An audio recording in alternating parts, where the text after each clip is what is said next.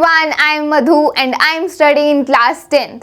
So friends, इस video में हम magnetic effects of electric current इस चैप्टर की वन शॉर्ट रिवीजन करेंगे. सो this is a very very important chapter of physics और इस चैप्टर का मैंने डिटेल्ड वीडियो भी बना रखा है.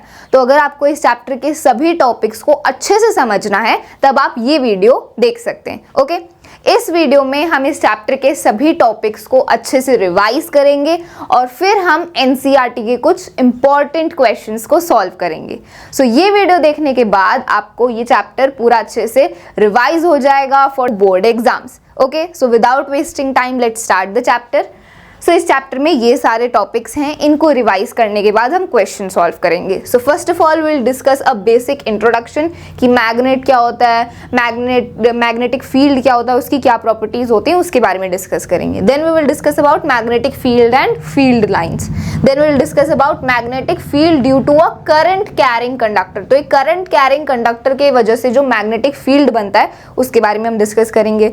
Then we will discuss about force on a current carrying conductor in a magnetic field. Then we will discuss about electric motor and in the last we will discuss about electromagnetic induction. So these are the topics. Let's start with the introduction. So magnet होता क्या है? What is a magnet? Magnet is any substance that attracts iron or iron-like substances. तो magnetic substance होता है जो iron या iron जैसे substances को attract करता है. ठीक है?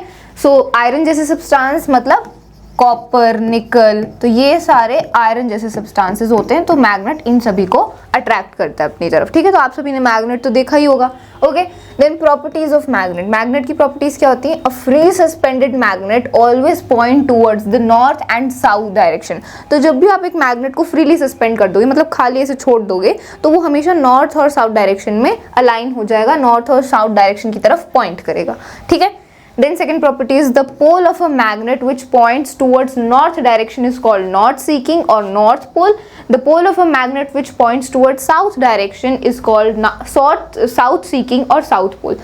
तो मैग्नेट का दो एंड होते हैं मैग्नेट के. एक मैग्नेट का एंड जो नॉर्थ डायरेक्शन की तरफ पॉइंट कर रहा है वो नॉर्थ पोल होता है और जोन सा पोल साउथ डायरेक्शन की तरफ पॉइंट कर रहा है वो साउथ पोल होता है. ठीक है, तो मैग्नेट में नॉर्थ साउथ दोनों पोल होते हैं. Okay then like poles of magnets repel each other while unlike poles of magnets attract each other. तो ये भी हमें पता है कि जो सेम पोल्स होते हैं, मतलब जो लाइक पोल्स होते हैं वो एक दूसरे को रिपेल करते हैं और जो अनलाइक पोल्स होते हैं, मतलब जो अलग अलग पोल्स होते हैं वो एक दूसरे को अट्रैक्ट करते हैं. मतलब मान लो आपके पास दो मैग्नेट्स हैं. ओके ये इस मैग्नेट का नॉर्थ पोल है, ये इसका साउथ पोल है, और ये इस मैग्नेट का नॉर्थ पोल है, ये इसका साउथ पोल है. तो अब हम देख सकते हैं कि इन दोनों का नॉर्थ पोल आमने सामने, तो नॉर्थ पोल इसका भी और इसका भी नॉर्थ पोल, तो ये दोनों क्या है? सेम है, नॉर्थ नॉर्थ. तो ये एक दूसरे को रिपेल करेंगे, मतलब एक दूसरे से दूर जाएंगे. और अगर मान लो कि अनलाइक पोल्स होंगे, मतलब मान लो इस मैग्नेट का साउथ पोल आगे है और नॉर्थ पोल यहाँ है, तो ये नॉर्थ पोल है, ये साउथ पोल है, अलग अलग पोल्स हैं, अनलाइक हैं, तो अब ये एक दूसरे को अट्रैक्ट करेंगे. ठीक है, सो लाइक पोल्स रिपेल करते हैं और अनलाइक पोल्स क्या करते हैं? अट्रैक्ट करते हैं. Okay so these are the properties of magnet. अब बात करते हैं about magnetic field and field lines. मतलब मैग्नेटिक फील्ड क्या होता है और मैग्नेटिक फील्ड लाइंस क्या होती हैं. So the area around a magnet where a magnetic force is experienced is called the magnetic field. Magnetic field is a quantity that has both direction and magnitude. तो magnet के around जो area जहां पर magnet की force को experience किया जा सकता है, उस एरिया को, उस रीजन को बोला जाता है मैग्नेटिक फील्ड. ठीक है, मान लो आपके पास एक मैग्नेट है, तो वो मैग्नेट जितने रीजन में दूसरे मटेरियल को अपनी तरफ अट्रैक्ट कर सकता है, मतलब मैग्नेट के जितने रीजन में उसकी फोर्स एक्सपीरियंस हो रही है, that reason is called the magnetic field. मान लो ये मैग्नेट है, अब यहाँ पर कोई मान लो आयरन का सब्सटेंस है मेरे पास, तो अगर मैं इतना दूर होगा तो वो मैग्नेट उसको अट्रैक्ट कर लेगा. लेकिन अगर आयरन का सब्सटेंस इतना दूर होगा तब तो ये मैग्नेट इसको अट्रैक्ट नहीं कर पाएगा, क्योंकि इस मैग्नेट का मैग्नेटिक फील्ड सिर्फ इतना ही है. उस मैग्नेटिक फील्ड के अंदर जितने सब्सटेंसेस होंगे उसी को मैग्नेट अपनी तरफ अट्रैक्ट कर पाएगा. मतलब मैग्नेट जितने एरिया में अपना फोर्स लगा पा रहा है, जितने एरिया में उसका फोर्स है, जिस रीजन में, जिस दायरे में मैग्नेट ने फोर्स को लगा पा रहा है, that reason is called the magnetic field. ठीक है, सिंपल. अब मैग्नेटिक फील्ड एक क्वांटिटी है जिसकी डायरेक्शन और मैग्नीट्यूड दोनों होते हैं. मतलब मैग्नेटिक फील्ड एक वेक्टर क्वांटिटी है जिसकी मैग्नीट्यूड और डायरेक्शन दोनों होती हैं. ठीक है, and then the magnetic field lines. अब मैग्नेटिक फील्ड लाइंस क्या होती है? Magnetic field lines can be explained as imaginary lines that graphically represent the magnetic field acting around the magnet. तो मैग्नेट के आसपास जितना भी मैग्नेटिक फील्ड है उसको रिप्रेजेंट किया जाता है मैग्नेटिक फील्ड लाइंस से, ठीक है। तो मान लो ये मैग्नेट है, इसके आसपास ये जितना भी मैग्नेटिक फील्ड है इसको रिप्रेजेंट कैसे करोगे, इसको ग्राफिकली दिखाओगे कैसे? With the help of magnetic field lines. तो मैग्नेटिक फील्ड लाइंस क्या होती है? इमेजिनरी लाइंस होती हैं। असल में ये लाइंस नहीं होती मैग्नेट के आसपास, ये इमेजिनरी होती हैं, ये समझने के लिए कि उस मैग्नेट का मैग्नेटिक फील्ड कितना है, ठीक है। तो मान लो ये हमारा बार मैग्नेट है और ये इतना इसका मैग्नेटिक फील्ड है, तो इस मैग्नेटिक फील्ड को हमने ये लाइन से रिप्रेजेंट किया है, ठीक है। So these are magnetic field lines, okay. अब मैग्नेटिक फील्ड लाइंस की प्रॉपर्टीज के बारे में डिस्कस कर लेते हैं। तो देखो, अगर हम एक बार मैग्नेट की बात करें तो बार मैग्नेट में जो मैग्नेटिक फील्ड लाइंस होती हैं वो नॉर्थ पोल से निकलती हैं और साउथ पोल में आके मर्ज हो जाती है। मतलब हमेशा आपको इस बात का ध्यान रखना है कि बार मैग्नेट में जो मैग्नेटिक फील्ड लाइंस हैं वो नॉर्थ पोल से ओरिजिनेट होती हैं और साउथ पोल में आके एंड हो जाती हैं, ठीक है, यहाँ पर आके मर्ज हो जाती हैं, ठीक है। तो ऐसे ही यहाँ से निकल रही है और साउथ पोल में आ रही है। जबकि मैग्नेट के अंदर, मैं तो अभी मैग्नेट की बाहर की बात कर रही हूँ ना, मैग्नेट के बाहर जो मैग्नेटिक फील्ड लाइंस हैं वो नॉर्थ पोल से निकल के साउथ पोल में आती हैं, लेकिन मैग्नेट के अंदर जो मैग्नेटिक फील्ड लाइंस हैं वो साउथ पोल से नॉर्थ पोल की तरफ जाती हैं, ठीक है। तो इन दो बातों का आपका ध्यान रखना है कि मैग्नेट के बाहर जो मैग्नेटिक फील्ड लाइंस है वो नॉर्थ पोल से साउथ पोल तक जाती है, लेकिन मैग्नेट के अंदर जो मैग्नेटिक फील्ड लाइंस है वो साउथ से नॉर्थ पोल तक जाती है, ठीक है। अब मैग्नेटिक फील्ड लाइंस कभी भी एक दूसरे को इंटरसेक्ट नहीं करती हैं, ठीक है। कभी भी जो मैग्नेटिक फील्ड लाइंस है वो एक दूसरे को इंटरसेक्ट नहीं करेंगी, ठीक है। अब जो ये मैग्नेटिक फील्ड लाइंस होती है इनका शेप कैसा है? ये क्लोज्ड कर्व्स की फॉर्म में होती है, ठीक है। यहाँ पर हम देख ही सकते हैं कि यहाँ से निकला मैग्नेटिक फील्ड लाइन और यहाँ पर आके खत्म हो गया, तो ये क्या है? ये क्लोज्ड कर्व है। सो मैग्नेटिक फील्ड लाइंस का शेप क्या होता है? क्लोज्ड कर्व्स की फॉर्म में वो होती है, ठीक है।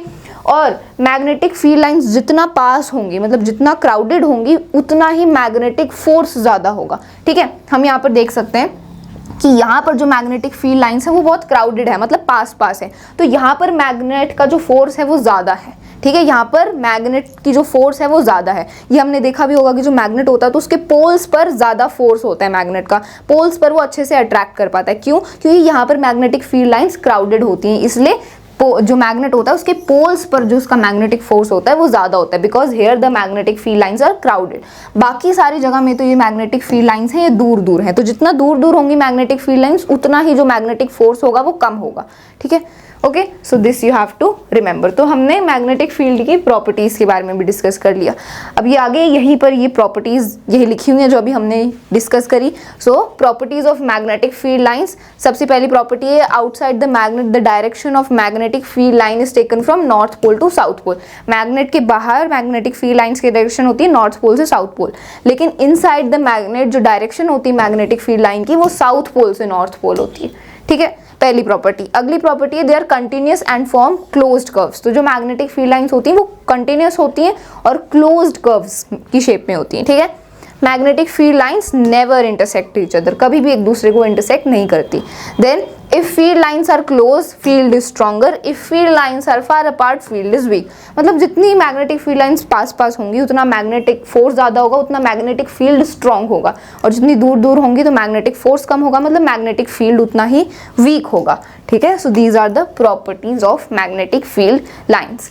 अब बात करते हैं magnetic field due to a current carrying conductor. मतलब अगर किसी कंडक्टर में से करंट पास हो रहा है तो उस कंडक्टर के आसपास भी मैग्नेटिक फील्ड बन जाता है। तो अब इस टॉपिक के बारे में डिस्कस करते हैं। सो ऑयस्टर्स एक्सपेरिमेंट। सो एक साइंटिस्ट थे हैंस क्रिश्चियन ऑयस्टर, उन्होंने एक्सपेरिमेंट किया। क्या एक्सपेरिमेंट किया? He discovered that when electric current flows through a current carrying conductor, it produces a magnetic field around it. तो जब भी किसी करंट कैरिंग कंडक्टर में से, किसी भी कंडक्टर में से करंट पास होता है तो उस कंडक्टर के आसपास मैग्नेटिक फील्ड प्रोड्यूस हो जाता है। तो ये किसने डिस्कवर किया? ये डिस्कवर किया हैंस क्रिश्चियन ऑयस्टर ने, इसलिए इसको ऑयस्टर्स एक्सपेरिमेंट बोलते हैं, ठीक है।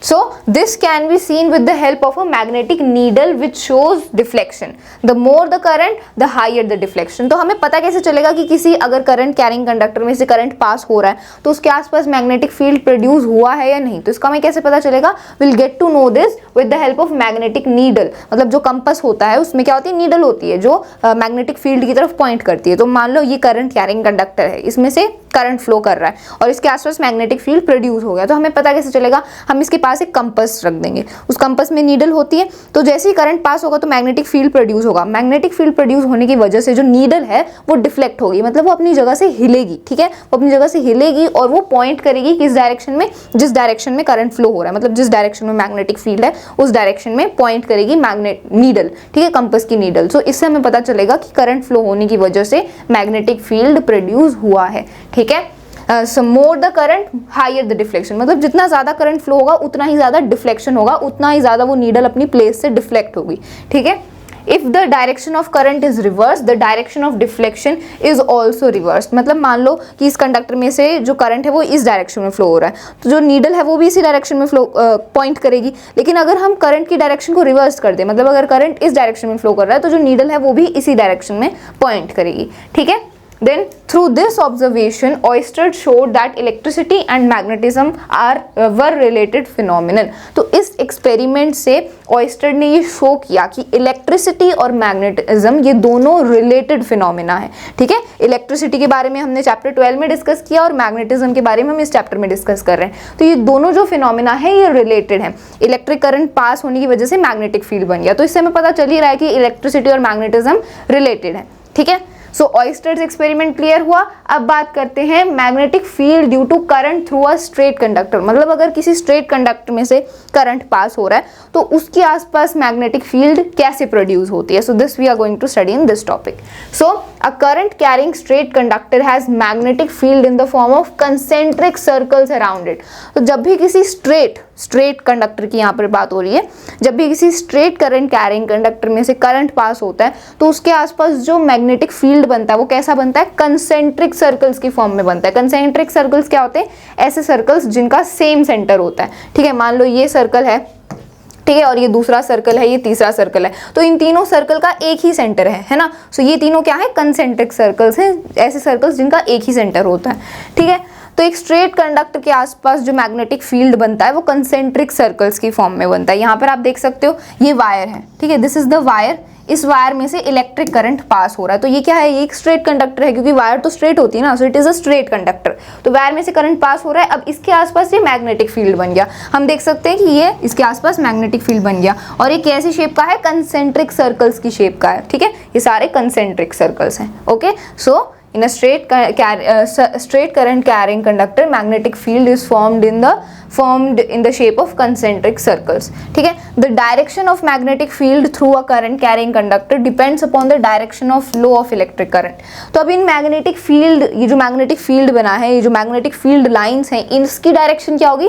इसकी डायरेक्शन डिपेंड करती है on the direction of flow of electric current. मतलब जिस डायरेक्शन में करंट फ्लो कर रहा है उसी डायरेक्शन में मैग्नेटिक फील्ड बनता है, मतलब उसी डायरेक्शन में मैग्नेटिक फील्ड लाइंस बनेंगी.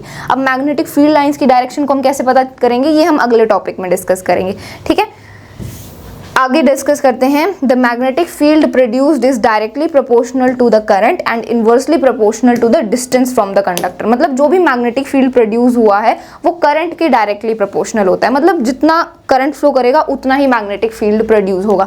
अगर ज़्यादा करंट फ्लो हो रहा है तो ज़्यादा मैग्नेटिक फील्ड प्रोड्यूस होगा, अगर कम करंट फ्लो हो रहा है तो कम मैग्नेटिक फील्ड प्रोड्यूस होगा. Simple. So it is directly proportional. अब जो मैग्नेटिक फील्ड है वो इनवर्सली प्रोपोर्शनल है किसके? Distance from the conductor. मतलब हम कंडक्टर से जितना दूर जाते जाएंगे उतना ही मैग्नेटिक फील्ड कम होता जाएगा. सो दिस इज द कंडक्टर. अब जितना इससे दूर जाएंगे उतना ही मैग्नेटिक फील्ड क्या होगा? कम होगा. सो इट इज इनवर्सली प्रोपोर्शनल. ठीक है, इतना समझ आ गया. यहाँ डायग्राम से भी आप समझ सकते हो. अब बात करते हैं Maxwell's right hand thumb rule. मतलब मैग्नेटिक फील्ड की डायरेक्शन को हम कैसे पता करेंगे, जो है ना. हमने यहाँ पर ये सेकंड पॉइंट में क्या डिस्कस किया कि that direction of magnetic field through a current carrying conductor depends upon the direction of flow of electric current. तो हमें मैग्नेटिक फील्ड की डायरेक्शन का कैसे पता चलेगा? इसकी हेल्प से, Maxwell's right hand thumb rule की हेल्प से. So what is Maxwell's Maxwell's right hand thumb rule, it states that if you hold the current carrying straight wire in the grip of your right hand in such a way that stretched thumb points in the direction of current, then the direction of the curl of the fingers will give the direction of magnetic field. तो ये right hand thumb rule है magnetic field की direction को पता करने के लिए. कैसे पता करेंगे? देखो, सबसे पहले आपको क्या करना है, मान लो ये आपका स्ट्रेट कंडक्टर है, इसमें से करंट फ्लो हो रहा है ऊपर की डायरेक्शन में, ठीक है, ऊपर की डायरेक्शन में करंट फ्लो हो रहा है. तो आपको क्या करना है, आपको अपने राइट हैंड का थंब डायरेक्शन, जिस डायरेक्शन में करंट फ्लो कर रहा है उस डायरेक्शन में स्ट्रेच करना है. तो डायरेक्शन जो करंट है वो ऊपर फ्लो कर रहा है, तो मैंने अपने राइट हैंड के थंब को भी ऊपर स्ट्रेच कर दिया. अब जिस डायरेक्शन में मेरी फिंगर्स कर्ल होंगी, मतलब जिस डायरेक्शन में मेरी फिंगर्स घूम रही हैं इस कंडक्टर के पास, उसी डायरेक्शन में मैग्नेटिक फील्ड बनेगा. ठीक है, करंट तो इस डायरेक्शन में फ्लो हो रहा है, तो मैंने अपने थंब को, राइट हैंड के थंब को इस डायरेक्शन में स्ट्रेच कर दिया. अब जिस डायरेक्शन में मेरी फिंगर्स घूम रही हैं, जिस डायरेक्शन में मेरी फिंगर्स कर्ल हो रही हैं, उस डायरेक्शन में मैग्नेटिक फील्ड बनेगा. सो मेरी फिंगर्स ऐसे कर्ल हो रही हैं, तो जो मैग्नेटिक फील्ड बना है वो ऐसे बना है. ठीक है, इस डायरेक्शन में बनेगा. ठीक है, अब मान लो जो करंट है वो नीचे की तरफ फ्लो कर रहा है, तो नीचे की तरफ फ्लो कर रहा है तो अपने राइट हैंड के थंब को नीचे की तरफ स्ट्रेच करूंगी. अब मेरी फिंगर्स ऐसे कर्ल हो रही हैं, ऐसे कर्ल हो रही हैं, तो मैग्नेटिक फील्ड ऐसे बनेगा.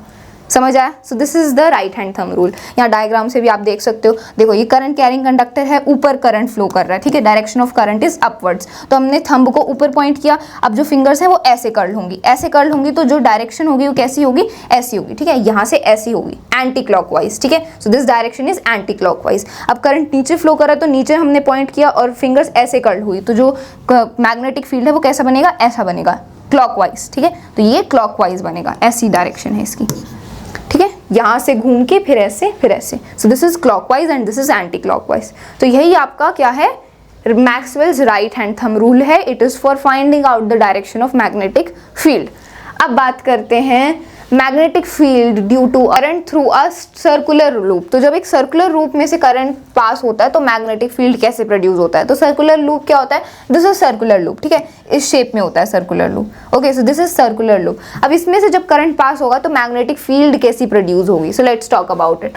तो एक सर्कुलर लूप में हम देख सकते हैं, this is the circular loop. ये इसका पॉजिटिव टर्मिनल है, ये नेगेटिव टर्मिनल है. तो इसमें करंट कैसे फ्लो कर रहा है, इसमें करंट फ्लो कर रहा है ऐसे, इस डायरेक्शन में, क्योंकि करंट है वो हमेशा किसी कौन सी डायरेक्शन में फ्लो करता है, पॉजिटिव से नेगेटिव टर्मिनल की तरफ फ्लो करता है ना. सो यहाँ से करंट फ्लो होगा एंड देन यहाँ से ऐसे, यहाँ से यहाँ तक. ठीक है, सो करंट ऐसे फ्लो कर रहा है. तो अब मैग्नेटिक फील्ड लाइंस कैसी बनेंगी. तो अगर हम बात करें एक सर्कुलर लूप में, तो एक सर्कुलर लूप में हर एक पॉइंट स्ट्रेट कंडक्टर की तरह एक्ट करता है. ठीक है, क्योंकि हम देख सकते हैं अगर ये सर्कुलर लूप है, अगर हम इतने पार्ट की बात करें तो ये क्या है, ये एक स्ट्रेट कंडक्टर ही तो है ना. अगर हम सिर्फ इतने पार्ट को यहाँ पर जूम इन करके यहाँ पर इसकी बात करें तो ये क्या है, ये एक स्ट्रेट कंडक्टर है. और अभी हमने डिस्कस किया कि एक स्ट्रेट कंडक्टर में मैग्नेटिक फील्ड लाइंस कैसी बनती है, कंसेंट्रिक सर्कल्स की फॉर्म में बनती है. तो यहाँ पर भी स्ट्रेट कंडक्टर के आसपास जितनी मैग्नेटिक फील्ड लाइंस बनेंगी वो कंसेंट्रिक सर्कल्स की फॉर्म में ही बनेंगी. ठीक है, बिकॉज इतना पार्ट तो स्ट्रेट कंडक्टर ही है. तो हम कह सकते हैं कि एक सर्कुलर लूप बहुत सारे स्ट्रेट कंडक्टर को मिलकर बना है, क्योंकि हर एक पार्ट एक स्ट्रेट कंडक्टर है.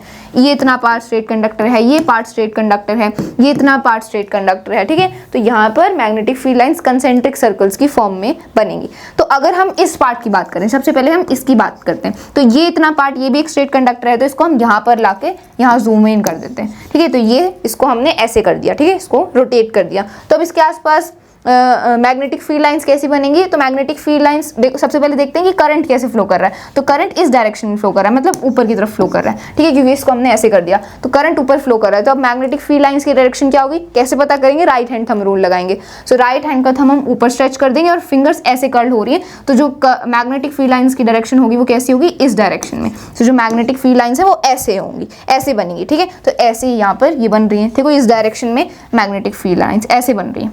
ठीक है, so this is the direction of magnetic field lines. हमने राइट हैंड थंब रूल से पता कर लिया. तो अब इस मैग्नेटिक फील्ड लाइन से कंसेंट्रिक सर्कल्स की फॉर्म में बन रही है. तो अगर हम इसको और आगे बढ़ाएं तो फिर ये यहाँ से ये ऐसा एक कंसेंट्रिक सर्कल, देन ऐसे, देन ऐसे, देन ऐसे, ये बढ़ता जाएगा, बढ़ता जाएगा और बढ़ता जाएगा. और जैसे जैसे हम सर्कुलर लूप के सेंटर में आएंगे तो ये जो मैग्नेटिक फील्ड लाइंस है ये हमें स्ट्रेट दिखाई देंगी. स्ट्रेट नहीं है ये, क्योंकि ये जो स्ट्रेट लाइंस है ये भी तो किसी बड़े कंसेंट्रिक सर्कल का ही पार्ट है ना. हमें दिख रही है स्ट्रेट, लेकिन असल में ये स्ट्रेट नहीं है, कंसेंट्रिक सर्कल का ही पार्ट है. ठीक है, तो जो सर्कुलर लूप के एंड में, ये जो सर्कुलर लूप का एंड होता है, यहाँ पर जो मैग्नेटिक फील्ड लाइंस होती हैं वो डेंस होती हैं, ठीक है, बिकॉज यहाँ पर जो मैग्नेटिक फील्ड लाइंस हैं वो बिल्कुल कंसेंट्रिक सर्कल के फॉर्म में। लेकिन जैसे जैसे हम आगे बढ़ते जाएंगे तो ये क्या होंगी, ये जो कंसेंट्रिक सर्कल है वो बड़ा होता जाएगा और सेंटर में आते आते ये जो मैग्नेटिक फील्ड लाइंस है हमें स्ट्रेट दिखाई देंगी, ठीक है। सो ये आपका सर्कुलर लूप होता है, इसमें मैग्नेटिक फील्ड लाइंस ऐसे बनती है। तो यहाँ पर डिस्कस कर लेते हैं, every point on the circular loop will act as a straight conductor, ठीक है। Magnetic field lines are closer near the conductor which means the magnetic field lines is stronger near the periphery of the loop. तो यहाँ पर हमने देखा, इस यहाँ पर लूप के पास, ये जो लूप है यहाँ पर जो मैग्नेटिक फील्ड लाइंस है वो क्लोज है, तो यहाँ पर जो मैग्नेटिक फील्ड होगा वो स्ट्रांग होगा, क्योंकि हमने डिस्कस किया था कि मैग्नेटिक फील्ड लाइंस जितना क्लोज होती है तो मैग्नेटिक फील्ड उतना ही स्ट्रांग होगा। तो यहाँ पर मैग्नेटिक फील्ड स्ट्रांग है और सेंटर में जो मैग्नेटिक फील्ड है वो वीक होगा, क्योंकि यहाँ पर जो मैग्नेटिक फील्ड लाइंस है वो दूर दूर है, ठीक है। Magnetic field lines move away from each other as we move towards the centre of the current carrying loop, ठीक है। जैसे जैसे हम सेंटर की तरफ आ रहे हैं तो ये दूर दूर हो जाती हैं। At the centre the magnetic field lines appear as straight lines, और सेंटर में ये स्ट्रेट लाइंस की तरह दिखाई देती हैं, अपीयर, ठीक है, असल में नहीं होती, okay. So this is the topic magnetic field due to a current through a circular loop. अब बात करते हैं factors affecting magnetic field of a circular current carrying conductor. तो कौन से फैक्टर्स हैं जिन पर मैग्नेटिक फील्ड डिपेंड करता है जब एक सर्कुलर लूप में से करंट पास होता है, ठीक है। So what are the factors? First one is magnetic field is directly proportional to the current passing through the conductor. तो ये तो हमने डिस्कस किया ही था कि जितना करंट पास होगा उतना ही ज्यादा मैग्नेटिक फील्ड प्रोड्यूस होगा, चाहे वो स्ट्रेट कंडक्टर हो या सर्कुलर लूप हो, जितना करंट पास हो रहा है उतना ही मैग्नेटिक फील्ड प्रोड्यूस होगा।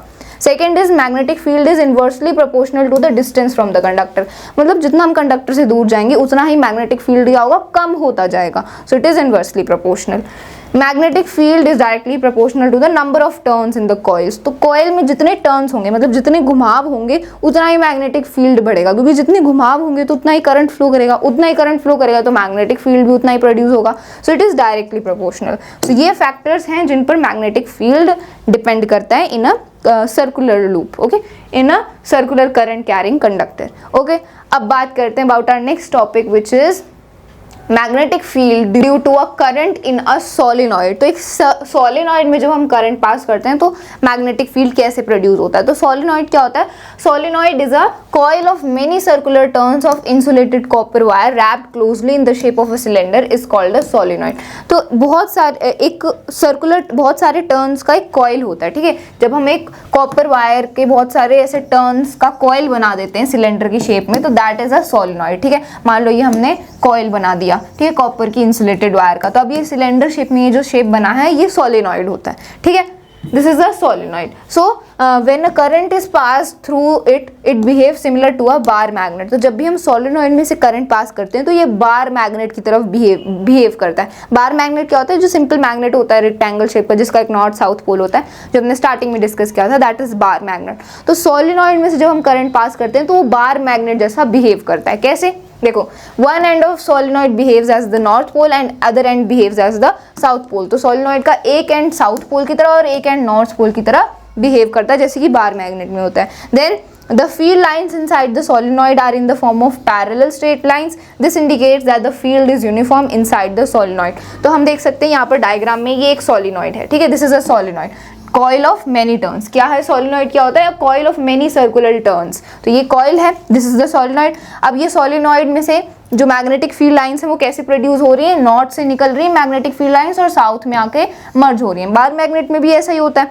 ठीक है, नॉर्थ से निकलती है और साउथ पोल में आकर मिल जाती है। लेकिन सोलिनॉइड के अंदर जो मैग्नेटिक फील्ड लाइंस हैं वो कैसी हैं? पैरेलल हैं, ठीक है। तो सोलिनॉइड के अंदर जितनी भी मैग्नेटिक फील्ड लाइंस होती हैं वो पैरेलल होती हैं, ठीक है। मतलब सोलिनॉइड के अंदर जो मैग्नेटिक फील्ड होता है वो यूनिफॉर्म होता है, सेम होता है, क्योंकि अगर मैग्नेटिक फील्ड लाइंस पैरेलल है, उनके बीच में सेम डिस्टेंस है, तो सोलिनॉइड के अंदर जो मैग्नेटिक फील्ड प्रोड्यूस होगा वो भी सेम ही होगा, because magnetic field lines parallel है, ठीक है। सो सोलिनॉइड का आपको अच्छे से समझ आ गया।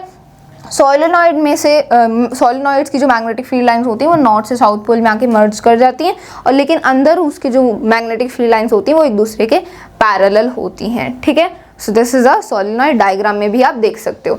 अब बात करते हैं इलेक्ट्रोमैग्नेट के बारे में। तो इलेक्ट्रोमैग्नेट क्या है? सोलिनॉइड का ही एक एप्लीकेशन है, ठीक है। सोलेनॉइड के फिनोमिनन को, इस प्रोसेस को हम इलेक्ट्रोमैग्नेट में यूज करते हैं। कैसे? इलेक्ट्रोमैग्नेट क्या है? A temporary magnet of soft iron core with a coil wound around it which retains magnetism only when current passes through the coil.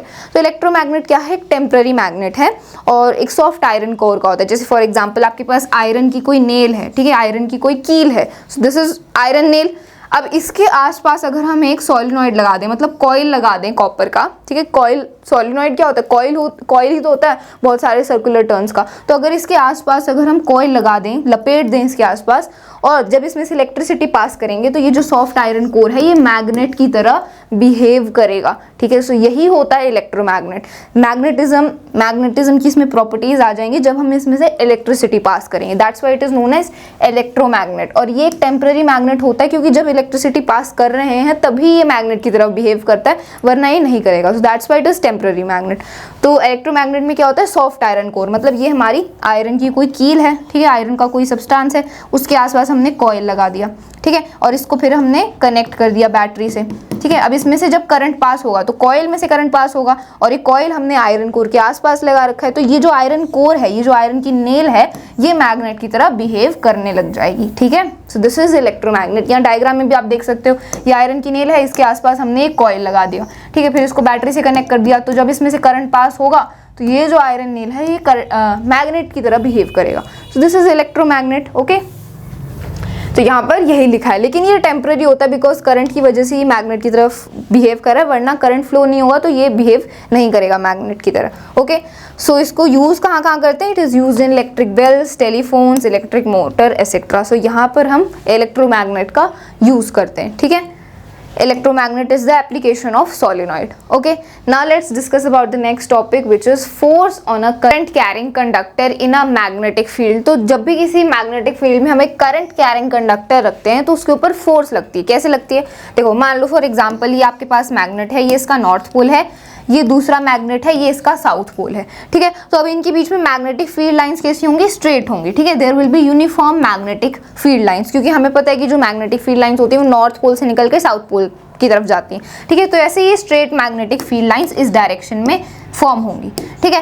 अब अगर हम इन मैग्नेटिक फील्ड लाइंस के परपेंडिकुलर, यहाँ पर हमने ये कंडक्टर रख दिया, करंट कैरिंग कंडक्टर रख दिया, इसमें से करंट पास हो रहा है, तो इस कंडक्टर पर एक फोर्स लगेगा। फोर्स क्यों लगेगा? इस पे फोर्स इसलिए लगेगा क्योंकि ये जो करंट कैरिंग कंडक्टर है ये मैग्नेटिक फील्ड में रखा है, और करंट कैरिंग कंडक्टर है तो ये मैग्नेट की तरह बिहेव करेगा। और हमें पता है कि एक मैग्नेट दूसरे मैग्नेट पर फोर्स अप्लाई करता है, चाहे वो अट्रैक्टिव फोर्स हो या रिपल्सिव फोर्स हो, है ना। एक मैग्नेट दूसरे मैग्नेट पर फोर्स अप्लाई करता है। अब ये तो मैग्नेटिक फील्ड है ही, अब इस मैग्नेटिक फील्ड में हमने ये करंट कैरिंग कंडक्टर रख दिया। अब जिस कंडक्टर में से करंट पास हो रहा है तो वो मैग्नेटिक फील्ड प्रोड्यूस करता है, मतलब वो मैग्नेट की तरह बिहेव करता है। इसका मतलब ये है कि ये जो करंट कैरिंग कंडक्टर है इस पर एक फोर्स लगेगा।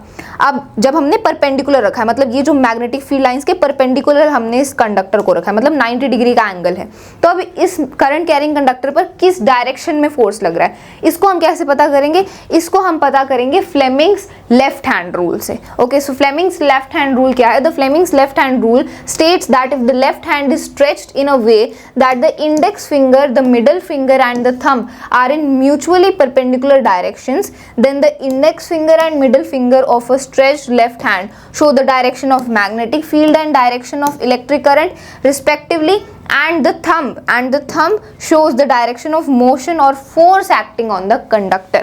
तो आपको अपना लेफ्ट हैंड लेना है, this is the left hand, जो आपकी इंडेक्स फिंगर है, this is the index finger, this is the middle finger and this is the thumb. तो अगर आप अपने इंडेक्स फिंगर, मिडिल फिंगर और थंब को ऐसे परपेंडिकुलर करोगे एक दूसरे के, ठीक है, ये एक दूसरे के परपेंडिकुलर है, 90 डिग्री का एंगल बन रहा है सबके बीच में, ठीक है। ये जो थंब है और इंडेक्स फिंगर है इसके बीच में भी 90 का एंगल है, ये जो इंडेक्स और मिडिल फिंगर है इसके बीच में भी 90 डिग्री का एंगल है, और ये मतलब एक दूसरे के परपेंडिकुलर है। तो अगर हम अपने लेफ्ट हैंड को ऐसे स्ट्रेच करें तो जो थंब है वो किस डायरेक्शन में किस डायरेक्शन को पॉइंट करता है? फोर्स की डायरेक्शन को बताता है। और जो इंडेक्स फिंगर होती है वो मैग्नेटिक फील्ड की डायरेक्शन की तरफ पॉइंट करता है, और जो मिडिल फिंगर होती है वो करंट की डायरेक्शन को बताता है, ठीक है। मतलब करंट इस डायरेक्शन में फ्लो होगा तो मैग्नेटिक फील्ड इस डायरेक्शन में प्रोड्यूस हो रहा है, और जो फोर्स है कंडक्टर पर वो कौन सी डायरेक्शन में लग रहा है? ऊपर की डायरेक्शन में लग रहा है। यहाँ पर आप देख भी सकते हो ये लेफ्ट हैंड है, this is the index finger, this is the middle finger and this is the thumb. तो जो इंडेक्स फिंगर होता है वो मैग्नेटिक फील्ड की डायरेक्शन को बताता है, जो मिडिल फिंगर होता है वो करंट की डायरेक्शन को बताती है, एंड जो थंब होता है वो फोर्स की डायरेक्शन को बताता है कि उस कंडक्टर पर कौन सी डायरेक्शन में फोर्स लग रहा है। Okay, so field, force and current. So this is Fleming's left hand rule. ये फ्लेमिंग्स लेफ्ट हैंड रूल होता है ये फाइंड आउट करने के लिए कि उस कंडक्टर पर कौन सी डायरेक्शन में फोर्स लग रहा है। ठीक है, तो ये फ्लेमिंग्स लेफ्ट हैंड रूल हमने Maxwell's right hand thumb rule के बारे में डिस्कस किया था, ये फ्लेमिंग्स लेफ्ट हैंड रूल है, तो दोनों के बीच में डिफरेंस है। ठीक है, अब बात करते हैं इलेक्ट्रिक मोटर के बारे में। तो इस इलेक्ट्रिक मोटर में फ्लेमिंग्स लेफ्ट हैंड रूल का भी यूज होगा। कैसे यूज होगा अभी देखते हैं। ठीक है, तो इलेक्ट्रिक मोटर क्या है? Electric motor is a rotating device that converts electrical energy to mechanical energy. तो इलेक्ट्रिक मोटर एक डिवाइस होता है जो इलेक्ट्रिकल एनर्जी को मैकेनिकल एनर्जी में कन्वर्ट करता है। ठीक है, जो भी फैन वगैरह होते हैं तो उसमें इलेक्ट्रिक मोटर होती है, उसी की वजह से फैन रोटेट करता है। तो जब फैन रोटेट कर रहा है तो वो मैकेनिकल एनर्जी है, जब हम इलेक्ट्रिसिटी प्रोवाइड कर रहे हैं दैट इज इलेक्ट्रिकल एनर्जी। तो मोटर इलेक्ट्रिक एनर्जी को मैकेनिकल एनर्जी में कन्वर्ट करता है। कैसे? तो देखो प्रिंसिपल क्या है, किस प्रिंसिपल पर इलेक्ट्रिक मोटर काम करती है? When a rectangular coil carrying current is placed in a magnetic field it experiences a force which rotates it continuously. तो ये हमने अभी डिस्कस किया कि जब भी एक मैग्नेटिक फील्ड में हम एक करंट कैरिंग कंडक्टर रखेंगे जिसमें से करंट पास हो रहा है तो उस पर फोर्स लगता है। अब उस फोर्स की वजह से ये जो रेक्टेंगुलर कॉइल है ये घूमने लगेगा। ठीक है, ये घूमने लगेगा और मैकेनिकल एनर्जी प्रोड्यूस होगी। अब देखते हैं कैसे। तो डायग्राम में आप देख सकते हो ये दो मैग्नेट्स हैं, ये इसका नॉर्थ पोल है, ये इसका साउथ पोल है। तो अब ये मैग्नेट्स हैं तो इनके बीच में यहाँ पर मैग्नेटिक फील्ड प्रोड्यूस होगी। ऑब्वियसली मैग्नेटिक फील्ड तो प्रोड्यूस होगी ही, तो ऐसे मैग्नेटिक फील्ड, इस डायरेक्शन में मैग्नेटिक फील्ड प्रोड्यूस होगी। ठीक है, अब ये मैग्नेटिक फील्ड है, अब इसके बीच में ये रेक्टेंगुलर कॉइल है। ठीक है, ये रेक्टेंगुलर कॉइल है जिसमें से करंट पास होगा। तो ये हमारा कंडक्टर है। ठीक है, कॉइल को हमने नाम दे दिया ABCD।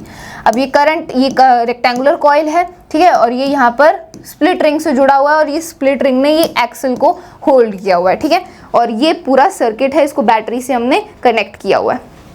ठीक है, इसको बैटरी से कनेक्ट किया हुआ है। तो बैटरी से इसलिए कनेक्ट किया ताकि हम इलेक्ट्रिसिटी प्रोवाइड कर पाएँ। ठीक है, तो अब जब करंट यहाँ से फ्लो करेगा, यहाँ से करंट फ्लो करेगा, फिर यहाँ से ऐसे A से B फिर C ऐसे करंट फ्लो हो रहा है। ठीक है, तो अब ये जो रेक्टेंगुलर कॉइल है इस पर फोर्स लगेगी। फोर्स क्यों लगेगी?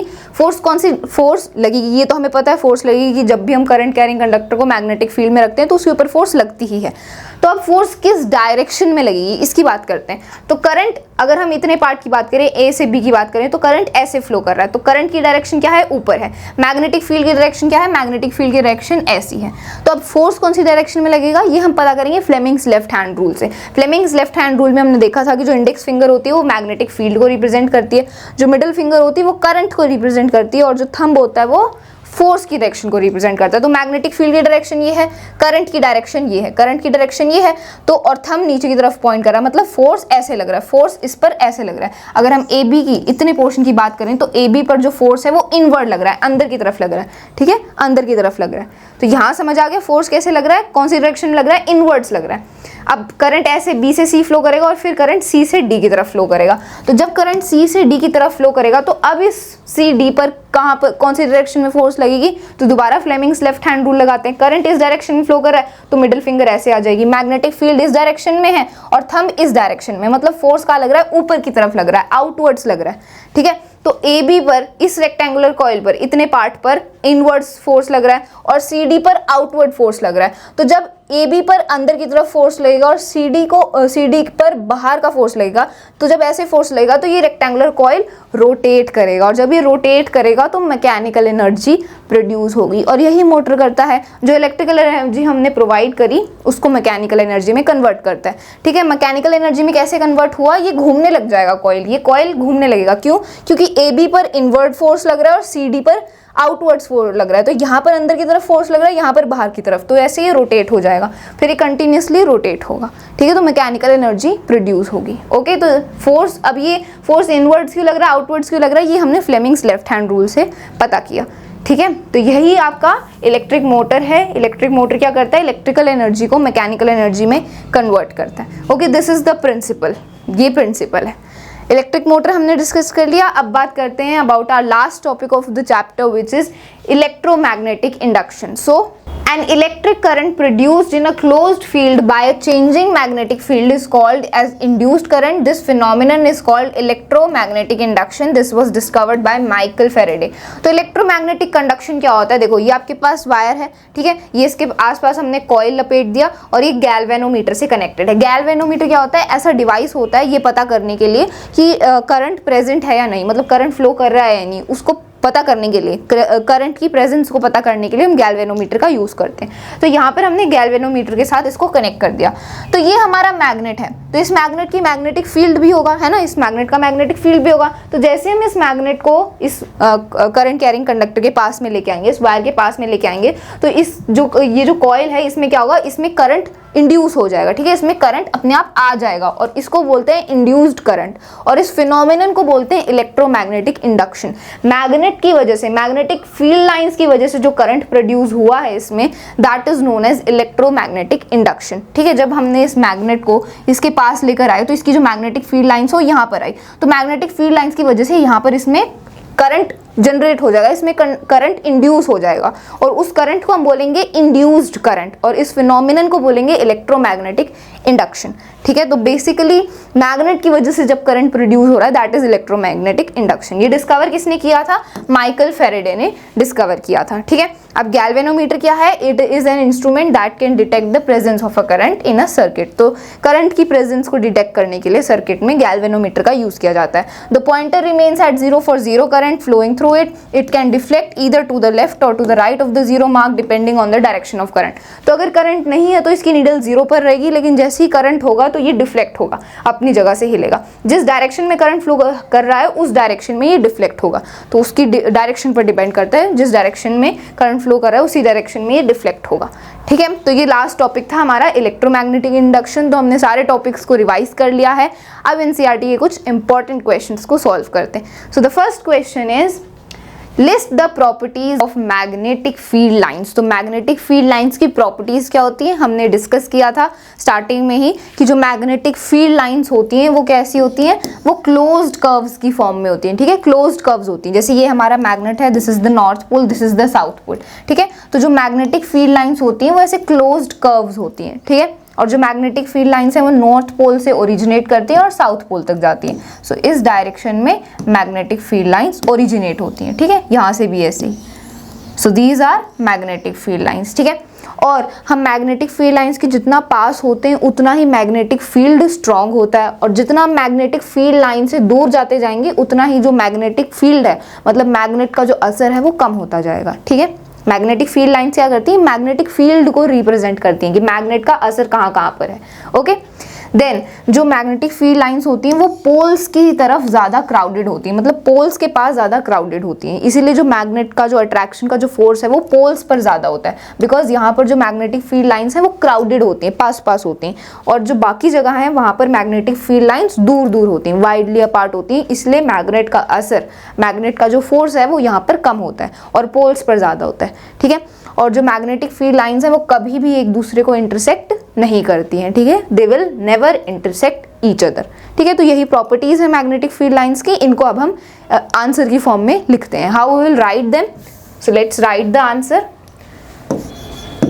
सो this is the answer of this question, ये इस क्वेश्चन का आंसर है, ठीक है। ये चार प्रॉपर्टीज मैंने लिखी है। Magnetic field lines are closed curves, then they originate from north pole and end at south pole, then the magnetic field lines are crowded near the poles and widely apart at other places, then the magnetic field lines do not intersect each other. So these are the properties of magnetic field line. You can note them if you want.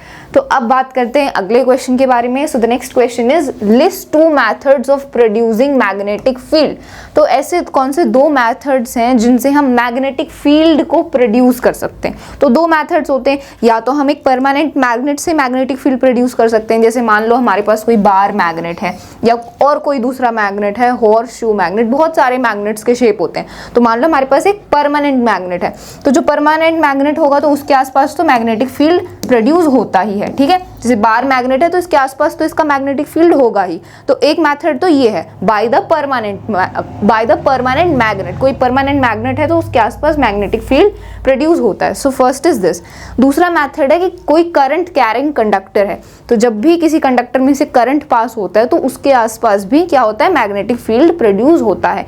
ये हमने अभी discuss किया था that if we are having any current carrying conductor, for example कोई हमारे पास wire है या फिर हमारे पास सर्कुलर लूप है या फिर सोलेनॉइड है, तो ये सारे क्या हैं, करंट कैरिंग कंडक्टर हैं। जब इनमें से करंट पास होगा तो इनके आसपास मैग्नेटिक फील्ड प्रोड्यूस होगी। So these are the two methods of producing magnetic field. First is the permanent magnet. By using any permanent magnet we can produce magnetic field, and second method is by current carrying conductor, for example wire, solenoid, etc. ठीक है, so let's write the answer. So this is the answer of this question. A magnetic field can be produced by a permanent magnet and a current carrying conductor, for example a wire or a solenoid. ठीक है, तो इन दोनों method से हम magnetic field को produce कर सकते हैं। You can note it down if you want. Let's move on towards the next question. So the next question is what is the principle of an electric motor. तो हमने electric motor के बारे में पढ़ा, अब हमें बताना है कि ये जो इलेक्ट्रिक मोटर है ये कौन से प्रिंसिपल पर काम करता है, मतलब इलेक्ट्रिक मोटर का प्रिंसिपल क्या होता है।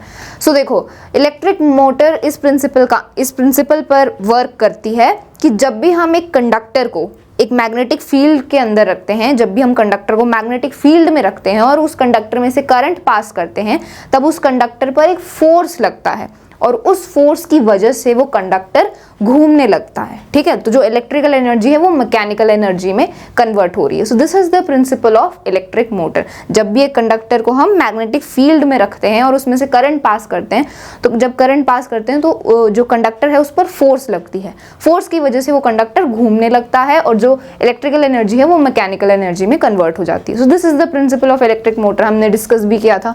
सो let's write the answer. So an electric motor, so this is the answer of this question. An electric motor works on the principle that when a rectangular coil is placed in a magnetic field and a current is passed through it, a force acts on the coil which rotates it continuously. Hence, electrical energy is converted into mechanical energy. So this is the principle on which the motor works. ठीक है, तो इस principal पर electric motor काम करती है। ठीक है, आप इसको नोट कर सकते हो if you want. Let's move on towards the next question. So last question is, a coil of insulated copper wire is connected to a galvanometer. What will happen if a bar magnet is pushed into the coil, then withdrawn from inside the coil and held stationary inside the coil? मतलब हमारे पास एक insulated copper wire का coil है और वो galvanometer से connected है। Galvanometer क्या होता है, एक डिवाइस होता है जिससे हम पता कर सकते हैं कि उस इलेक्ट्रिक सर्किट में करंट है या नहीं है। ठीक है, अभी हमने लास्ट वाले टॉपिक में ही डिस्कस किया था that galvanometer is a device to check the presence of electric current in a electric circuit. ठीक है, तो हमने इस कॉइल को गैल्वेनोमीटर से कनेक्ट कर रखा है ये चेक करने के लिए कि करंट फ्लो हो रहा है या नहीं, to check the presence of current. ठीक है, सो क्या होगा अगर हम एक बार मैग्नेट को उस कॉइल के अंदर पुश कर देंगे, या फिर दूसरा पार्ट है कि withdrawn from inside the coil, मतलब अगर कॉइल के अंदर से हम बार मैग्नेट को विड्रॉ कर लेंगे तब क्या होगा। एंड देन थर्ड पार्ट है कि held stationary inside the coil, मतलब अगर हम बार मैग्नेट को स्टेशनरी मतलब एक जगह पर रखेंगे कॉइल के अंदर तब क्या होगा। तो इन तीनों पार्ट्स का हमें आंसर करना है। सो अगर फर्स्ट पार्ट की अगर हम बात करें तो पुश्ड इनटू द कॉइल, अगर हम कॉइल के अंदर बार मैग्नेट को पुश करें तब क्या होगा, तब उस कॉइल में जो करंट है वो इंड्यूस हो जाएगा। ठीक है, उस कॉइल में करंट इंड्यूस हो जाएगा और जो गैल्वेनोमीटर है वो क्या शो करेगा, डिफ्लेक्शन शो करेगा, है ना, क्योंकि जैसे ही करंट इंड्यूस आएगा तो उसमें कॉइल में से करंट फ्लो करने लग जाएगा। करंट फ्लो करेगा तो गैल्वेनोमीटर डिफ्लेक्शन शो करेगा, इसका मतलब करंट फ्लो कर रहा है। ठीक है, तो जब हम बार मैग्नेट को कॉइल के अंदर पुश करेंगे तो जो करंट है वो इंड्यूस हो जाएगा कॉइल में और जो गैल्वेनोमीटर है वो डिफ्लेक्शन शो करेगा। ओके, देन सेकेंड पार्ट है withdrawn from inside the coil. तो जब हम बार मैग्नेट को कॉइल से विड्रॉ कर लेंगे तब क्या होगा, तब भी उस कॉइल में करंट इंड्यूस होगा, लेकिन रिवर्स डायरेक्शन में, अपोजिट डायरेक्शन में होगा।